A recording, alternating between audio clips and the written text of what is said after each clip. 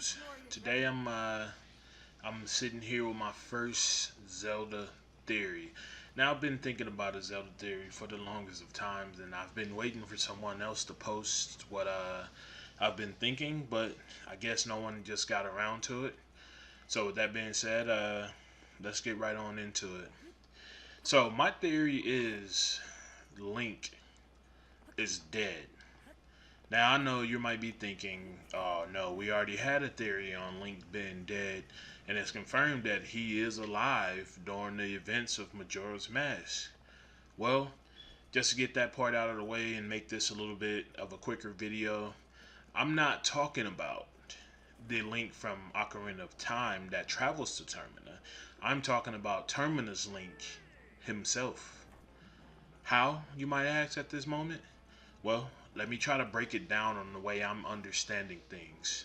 So, from Ocarina of Time and Majora's Mask, we know that they both show similarities in the people that inhabited both of the places. And we also know it's confirmed that Termina is an alternate reality, alternate world over there. So, this means they're counterparts to the people of Ocarina of Time.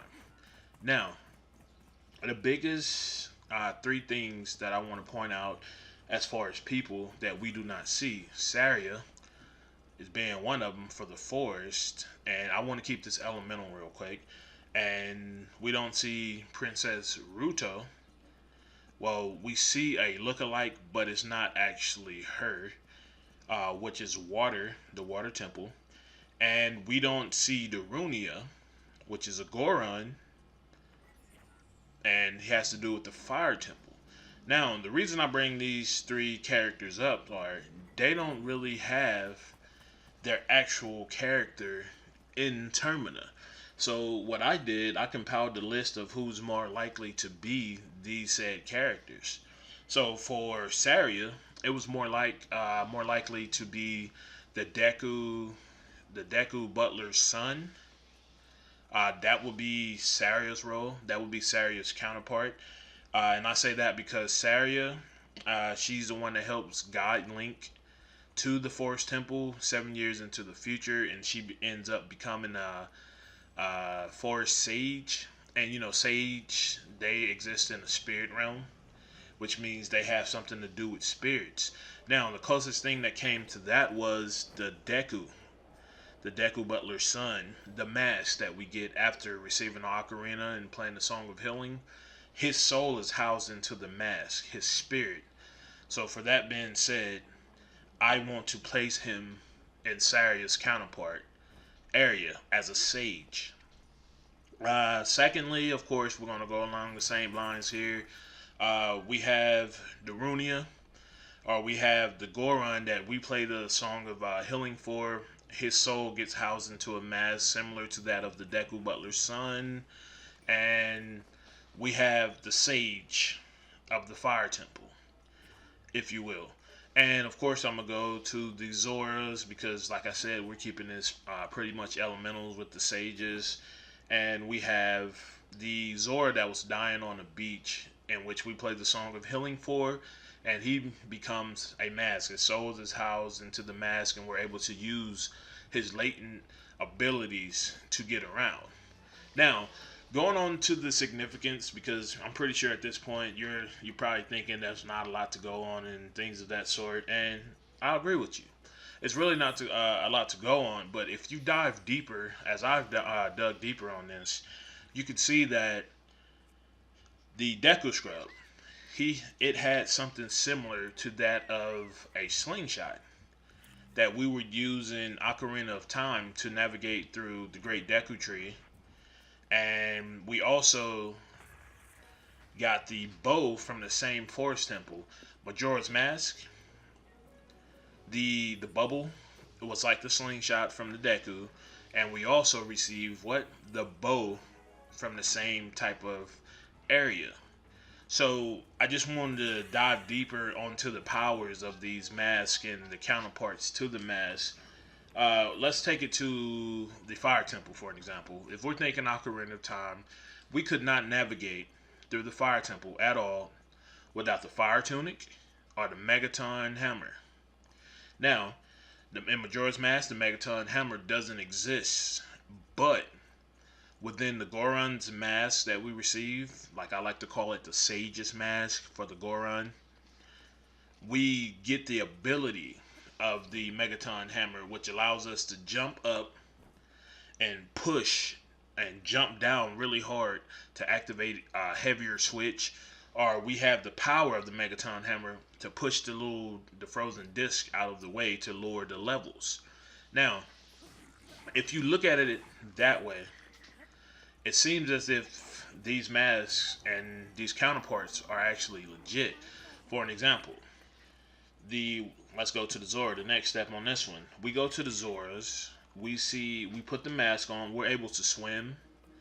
We're able to, shoot boomerangs from our elbows because that's what happens when we transform. Guess what's that similar to? We received the boomerang inside Lord Jabu Jabu after feeding him a fish and navigating throughout there. And this boomerang is used to traverse Lord Jabu Jabu's body so that we can fight and kill whatever is that's corrupting him. Sounds familiar, right? So if we get the boomerang in Lord Jabu Jabu and we're able to turn into Zora in Majora's Mask and shoot boomerangs, there are kind of similarities here, and these masks were the way to put all these things together from these specified temples and such. So, with that being said, you're probably asking at this point, but yeah, how does that relate to Link being dead? Alright, now let's get here. There were 3 crystals needed to open the chamber of sages, or to go to the sacred realm to receive the Triforce. There were 3 elemental crystals: fire, grass, and water. These things hold great significance to activating the sacred realm to get the Triforce, as I said earlier. We also needed the Ocarina of Time, but we all know what happened. Ganon, he touched the Triforce and it spread to the people who were able to use, the other parts of it, because no evil can hold on to the full Triforce. That's the way it was made. Now, if we go back and we look into Majora's Mask, if you have the Goron's Mask, fire, the Zora's Mask, water, the Deku's Mask, grass, you have 3 things that contribute to the Triforce. So, here's what I'm saying here. There is one mask that stood above all masks. That mask was called the Fierce Deity's Mask.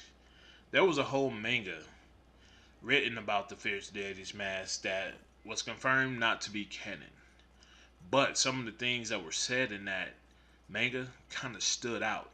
It was about how this fierce deity, this person that was perceived as a god, defeated Majora, the monster, the dragon. And the way he defeated it was with music. Now, I don't know if you see the similarities here, but Ocarina of Time, that hero could be seen as a hero that defeated Ganon with music. Now, I know the Sword of Evil's Bane is the most, the way that you can only seal evil, that is Ganon, because he's Demise's reincarnation. But if you look at it, Link was not able to do anything effectively if he did not have the ocarina, the regular ocarina and the Ocarina of Time.